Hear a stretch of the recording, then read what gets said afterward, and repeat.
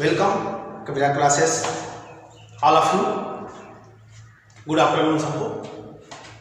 दोस्तों दो वीडियो हमारा आया है, दो क्लासेस हुआ है। इस्लाम भारतीय मध्यकालीन भारत में इस्लाम का उदय।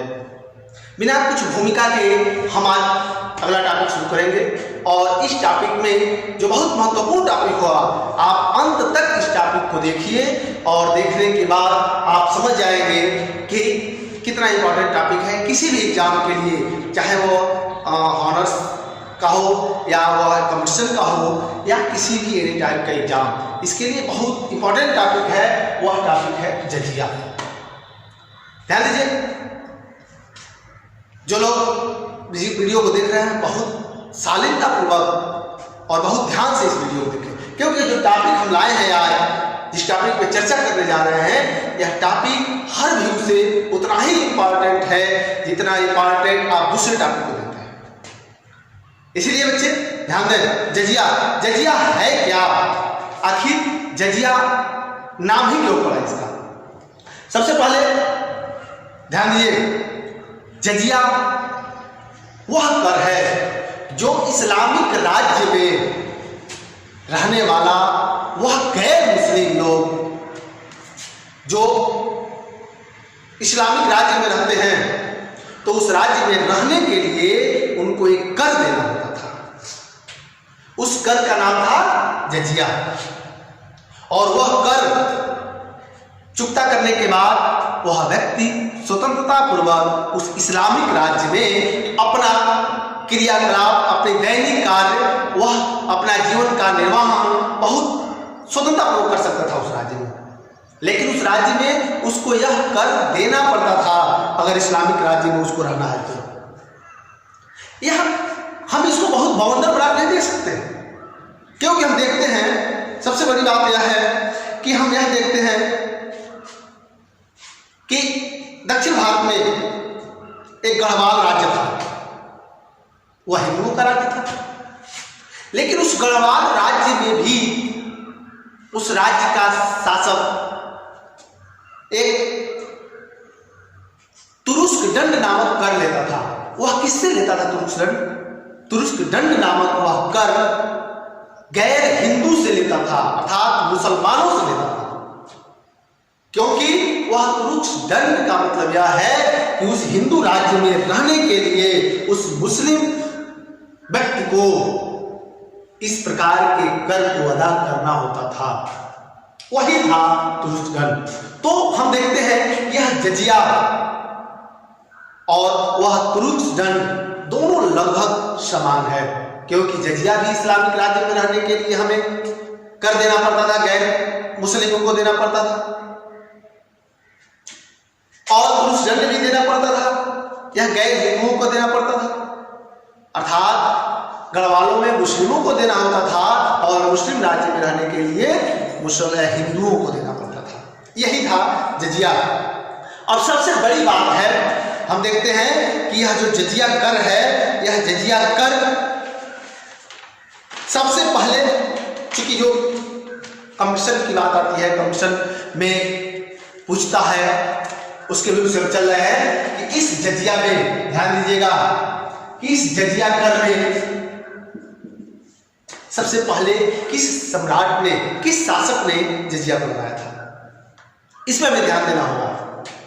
ध्यान दीजिए कि सर्वप्रथम मोहम्मद बिन कासिम, जो देवल का शासक था, वह सर्वप्रथम जजिया कर लगाया। क्या नाम था? मोहम्मद बिन कासिम। यह देवल का शासक था, यह सबसे पहले जजिया लगाया।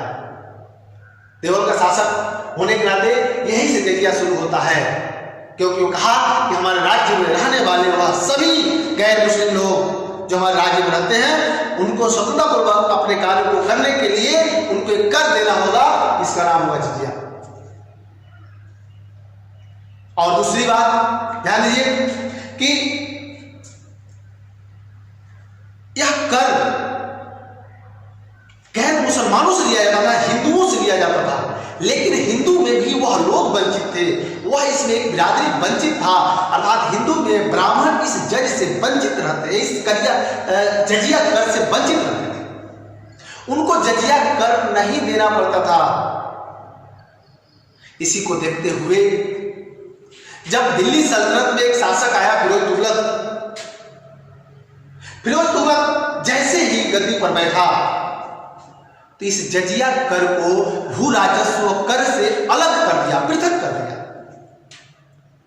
और पृथक तो किया ही, लेकिन पृथक करने के बाद एक और परिवर्तन किया। वह परिवर्तन यह किया कि जिस शासकों ने इसको, जो अन्य शासक थे, जो शासक इसको ब्राह्मणों पे नहीं लगाए थे, वह शासक ब्राह्मण उन शासकों में कर नहीं देते थे, तो यह मोहम्मद क्या नाम है, फिरोज तुगलक ने इस कर को ब्राह्मणों पर लगा दिया। जब इस कर को वह ब्राह्मणों पे लगा दिया तो ब्राह्मण दिल्ली के ब्राह्मण वह भूख हड़ताल पर बैठ गए, क्योंकि फिरोज तुगलक पहली बार ब्राह्मणों पे यह कर लगाया था। क्योंकि गैर मुसलमानों को देना होता था, लेकिन उसमें भी ब्राह्मण नहीं देते थे, केवल वही तबका देता था जो गरीब था या अन्य कास्ट के थे। फिरोज तुगलक गद्दी पर बैठा, दिल्ली सल्तनत का वह शासक था। गद्दी पर बैठने के बाद वह ब्राह्मणों पर कर लगा दिया, और जब ब्राह्मणों पर वह कर लगाया तो इसके विरोध में ब्राह्मणों ने भूख हड़ताल पर बैठ गया। वह आंदोलन करना शुरू कर दिए, ब्राह्मण भूख हड़ताल कर दिए। जब दिल्ली के जनता ने देखा कि ब्राह्मण भूख हड़ताल कर दिए तो वह सम्राट से, फिरोज तुगलक से कहे, वहां की जनता ने कहा कि हम ब्राह्मणों के हिस्से का कर हम सब अदा करेंगे। जब यह खबर ब्राह्मणों में गया तो ब्राह्मणों ने भूख हड़ताल को तोड़ दिया। दिल्ली की जनता ने ब्राह्मणों के हिस्से का कर देने का निर्णय किया, और उनके हिस्से का कर वह लगातार देते थे। इसके बाद फिरोज तुगलक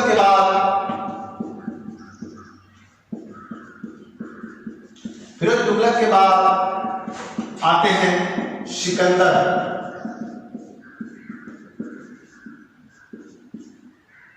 सिकंदर लोदी भी जजिया लगाया। यहां तक नहीं, यह जजिया का सिलसिला लगातार मुगलों तक चला, क्योंकि बहलोल लोदी, सिकंदर लोदी और इब्राहिम लोदी के बाद वहीं दिल्ली सल्तनत खत्म हो जाता है। उसके बाद मुगल सत्ता आते हैं, और मुगल में भी जजिया कर चलता रहा लगातार।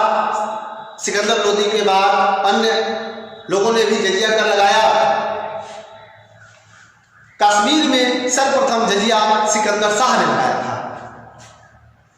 सिकंदर शाह तो जजिया लगा दिया, लेकिन कश्मीर में अकबर के नाम से विख्यात एक शासक था, जो बहुत ही जनता के में प्रिय और जनता में उतराही शानदार रहा, जिसको कश्मीर का अकबर कहा गया। ध्यान दीजिए, कश्मीर का अकबर। बताओ, कश्मीर का अकबर, बच्चे बताइए, कश्मीर का अकबर किसे कहा गया? कश्मीर का अकबर जैनुल अबादीन को कहा गया।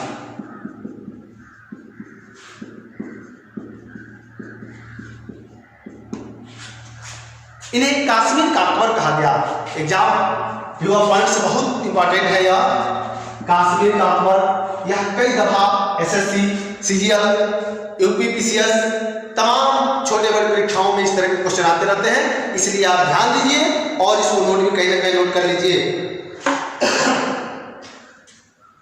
यह जैनुल अबादीन जो कश्मीर का अकबर कहा जाता था, सिकंदर शाह के जजिया लगाने के बाद जब गद्दी पर बैठा तो इस जजिया को यह समाप्त कर दिया। जजिया समाप्त हो गई। क्योंकि जजिया समाप्त होने से एक गैर मुस्लिमों को एक राहत भरी आशा की दृष्टि से देखते थे, इसलिए उसको कर में एक कर से छुटकारा मिल जाता था। क्योंकि जजिया भी उनको देना होता था किसी न किसी हालत में, इसीलिए वह जजिया से निषेध पर खुश होते थे। क्योंकि 1420 से 1470 यह जैनुल आबादी का जो काल था 1420 से 1470 तक था। इतने में जजिया कश्मीर के लोगों को नहीं देना पड़ा। गुजरात में भी जजिया लगा, गुजरात में जजिया अहमद शाह ने लगाया। शेर शाह के काल में भी जजिया लगा। अब शेर शाह नहीं, शेर शाह के बाद हुमायूं को चुनाया, फिर हुमायूं के बाद हुमायूं के लड़के अकबर गद्दी पर बैठे। अकबर गद्दी पर बैठे तो अकबर ने 1564 ईस्वी में जजिया को समाप्त कर दिया, लेकिन पुनः 1574 ईस्वी में 1575 ईस्वी में उसने जजिया लगा दिया। अकबर पुनः जजिया लगाया। ध्यान दीजिए, अकबर 1575 ईस्वी में, अकबर मुगल में, देखिए ध्यान दीजिए, अकबर मुगल के हैं। मुगल में अकबर 1575 में जजिया पुनः लगाया, लेकिन अकबर उदार प्रवृत्ति का था। वह जनता के हित की बात सोचता था, इसीलिए अकबर महान कहा गया, क्योंकि वह हिंदू या मुस्लिम सब में प्रिय रहा, सबको एक भांति देखा, वह सबको एक समान लेके चला। इसीलिए अकबर के समय उसके साम्राज्य सबसे विशाल दौर में था। अकबर लोगों में उतना ही प्रसिद्ध था, उतना ही प्रिय था, जितना कभी अशोक सम्राट हुआ करता था लोगों को। इसीलिए 1575 में जब पुनः वो लगाया तथा 1579-80 के दौर में, 1579 और 80 के दौर में उसने जजिया को पुनः समाप्त कर दिया। उसके बाद जजिया पुनः समाप्त हो गया। आने वाले समय में औरंगजेब ने भी 1669 में जजिया को लगाया। 1712 में जुल्फिकार या मोहम्मद खान के कहने पर जहांदार शाह ने इसे समाप्त कर दिया। मुगलों में ध्यान दीजिए, जैसे ही मुगल का अंतिम दौर चलता है, क्योंकि मुगल सत्ता अब खत्म के कगार पे, समाप्त के कगार पे होता है, उस समय आप ध्यान दीजिए मोहम्मद शाह रंगीला ने 1720 ईस्वी में सवाई मिर्जा राजा जय सिंह के कहने पर 1720 ईस्वी में यह जजिया को समाप्त कर दिया, और तब से जजिया लगभग समाप्त हो गया। उसके बाद भारत में किसी भी प्रकार का जजिया नहीं लगाया गया। यह जजिया का हम विस्तृत आपको बता रहे थे, इसलिए कि यह इस्लामिक जो राज्य था, यह इस्लामिक राज्य का एक मेन, एक इंपॉर्टेंट कर था, जो 1720 आते आते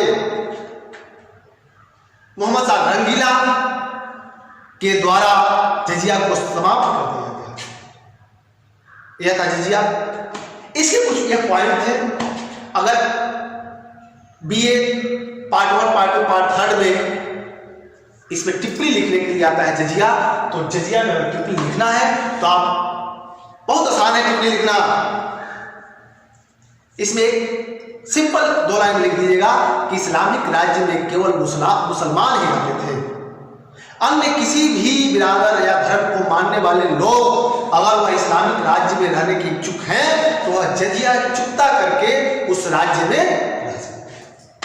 यह बहुत संक्षिप्त वीडियो हम लाए थे जजिया पर, इसलिए हम आशा करते हैं कि आपको अच्छा लगा होगा, आपको समझ में आया होगा। एग्जाम व्यू से भी इसमें छोटे छोटे पॉइंट तोड़ के बताए गए, इसलिए आप अंत तक वीडियो देखे होंगे।